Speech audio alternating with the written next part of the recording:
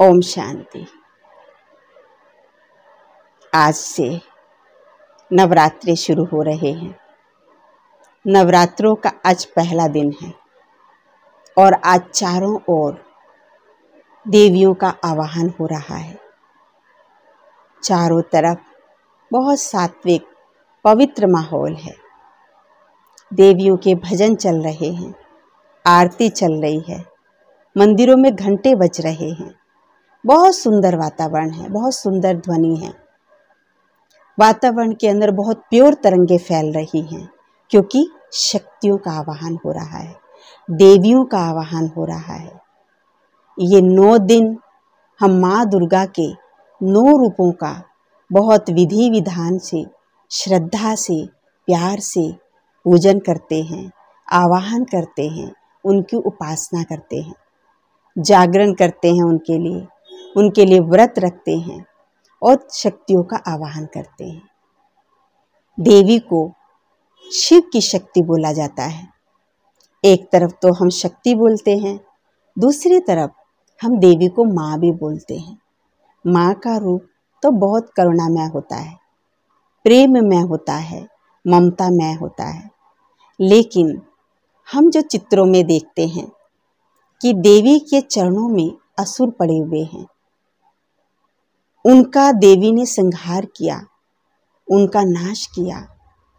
लेकिन माँ तो दयालु होती है, तो क्या माँ हिंसक थी? क्या देवियों ने हिंसा की? या फिर ये सारे चित्रों के पीछे कुछ न कुछ आध्यात्मिक रहस्य है? ये चित्र हमारा ध्यान इसमें छिपे हुए कुछ आध्यात्मिक रहस्यों की ओर खिंचवाना चाहते हैं। माँ के जो 9 दिनों में हम 9 रूपों का स्मरण करते हैं, माँ के जीवन की 9 शक्तियों का आवाहन करते हैं।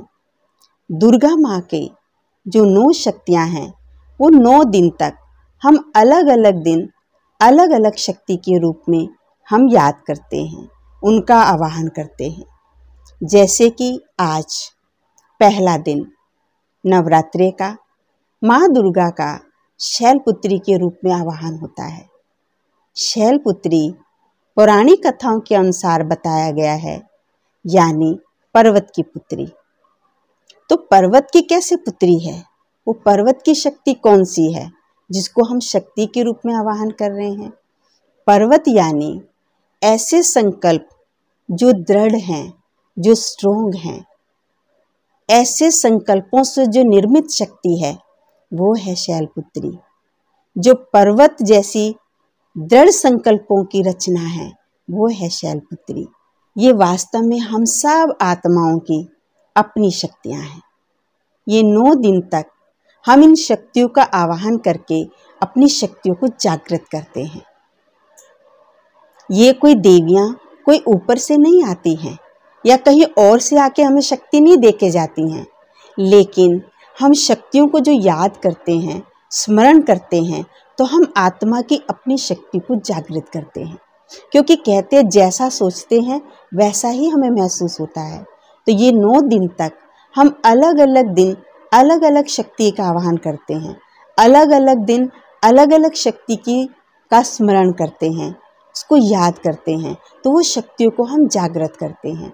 तो शैलपुत्री जो शक्ति है, शैलपुत्री जो देवी है, ये आत्मा की वो शक्ति है जो हम आत्माओं ने अपने दृढ़ संकल्पों के द्वारा निर्मित की, अपने दृढ़ शक्ति के द्वारा जिस शक्ति का आवाहन किया, जिस शक्ति को निर्मित किया, वो है शैलपुत्री।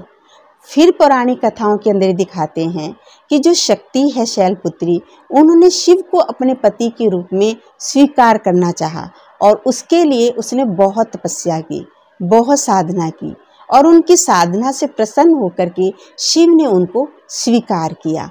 तो ये वो शक्ति है हम आत्माओं की।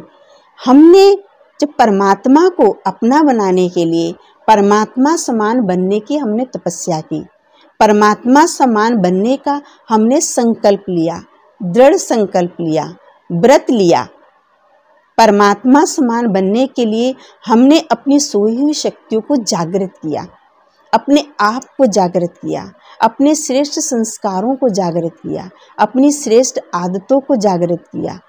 तो जब हमारी ये जागरण होता है, जब हमारी ये जागृति होती है, जब हमारा ऐसा व्रत होता है, तो शिव उस शक्ति को स्वीकार करते हैं। और जब शिव उस शक्ति को स्वीकार कर लेते हैं तो उस शक्ति के अंदर एक एक्स्ट्रा पावर आ जाती है, और वो पावर आती है जो वो अन्य के जीवन के अंदर भी सुख और समृद्धि भर सकती है, और भक्त आत्माओं को भी निरोगी काया का वरदान दे सकती है। हमने देखा है शैलपुत्री देवी के हाथ में त्रिशूल दिखाते हैं और एक हाथ में कमल दिखाते हैं। कमल यानी जिसका जीवन बिल्कुल प्योर है, जिसका मन बिल्कुल प्योर है, जिसकी वाणी बिल्कुल प्योर है, जिसके नयन बिल्कुल प्योर हैं। कमल पवित्रता का सूचक है। इस संसार में रहते हुए, घर परिवार में रहते हुए, समाज में रहते हुए जो कीचड़ से अलग है वो है कमल पुष्प जैसा। और जब कमल पुष्प जैसा हमारा जीवन बन जाता है तो हमारी तीसरी आँख खुल जाती है। इसलिए देवियों को तीसरी आँख भी दिखाते हैं जो त्रिशूल की निशानी है। जब तीसरी आँख खुल जाती है तो जो हमारे अंदर जीवन के अंदर जो बुराइयां आ गई हैं, जो कमियां आ गई हैं, जो विकार आ गए हैं, उन विकारों को हम नष्ट करते चले जाते हैं, उन विकारों को हम खत्म करते चले जाते हैं। जब हमारा जीवन एकदम प्योर हो जाता है, निर्मल हो जाता है, विकार रहित हो जाता है, तब शिव उस शक्ति को स्वीकार करते हैं, जिसकी यादगार में नवरात्रि का पहला दिन शैलपुत्री के रूप में मनाया जाता है। वो दुर्गा का ये रूप है जिसने परमात्मा शिव को अपना बनाने के लिए अपने आप को इतना श्रेष्ठ बनाया, पवित्र बनाया, निर्मल बनाया, और तीसरा नेत्र खोल करके अपने सारे जीवन के आसुरी विकारों को, आसुरी संस्कारों को, आसुरी वृत्तियों को खत्म किया। वो है शैलपुत्री।